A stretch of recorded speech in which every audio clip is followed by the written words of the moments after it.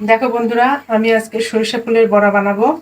তো কেমন ভাবে বানাতে হয় দেখো। আমি এর মধ্যে চালের গুঁড়ো এবং বেসন নিয়ে নিয়েছি। এর মধ্যে একে একে দিয়ে দেবো সামান্য পরিমাণ কালো জিরে। দেখো সামান্য পরিমাণ কালো জিরে দিয়ে দিলাম। আর দেব কাঁচামরিচ কুচি। কাঁচামরিচ কুচি দিয়ে দিলাম। এরপরে দেব লবণ আর একটু হলুদ গুঁড়ো। দেখো দিয়ে দিচ্ছি পরিমাণ মতো লবণ আর সামান্য পরিমাণ হলুদ গুঁড়ো।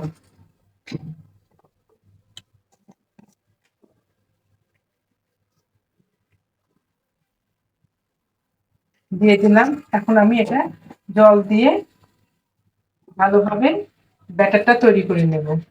ব্যাটারটা যেন খুব বেশি নরম না হয়।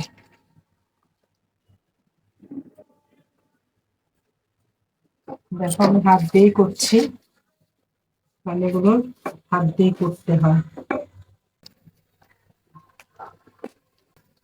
যত ভালোভাবে মিক্স করবে তত বড়াটা ফুলবে এবং খেতেও খুব মুড়মুড়ে হবে। এই সরিষা ফুল কিন্তু আবার ভাজি খাওয়া যায়, সুন্দর করে ভাজলেও খুব মজা লাগে শুধু রসুন ফোড়ন দিয়ে।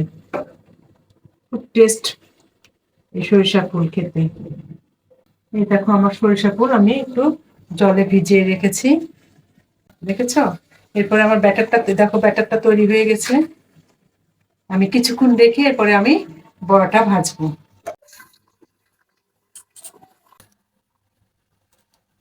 দেখো বন্ধুরা, কড়াইয়ের জলটা শুকিয়ে গেছে। আমি এখন এর মধ্যে তেল দিয়ে দিচ্ছি। দেখো বন্ধুরা, তেলটা গরম হয়ে গিয়েছে। আমি এখন বড়াগুলো বড়ার শেপে আর কি এগুলো দিয়ে দিব।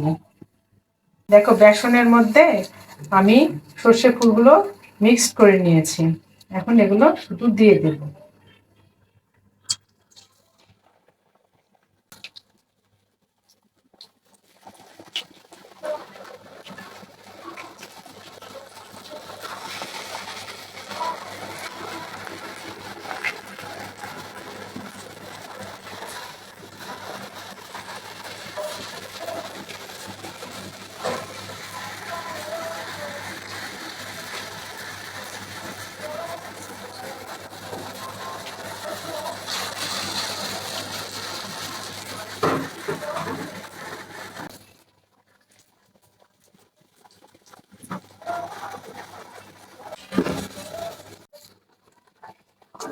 দেখো এক পাশ ভাজা হয়ে গেছে, আমি এখন এগুলোকে উল্টিয়ে দিচ্ছি।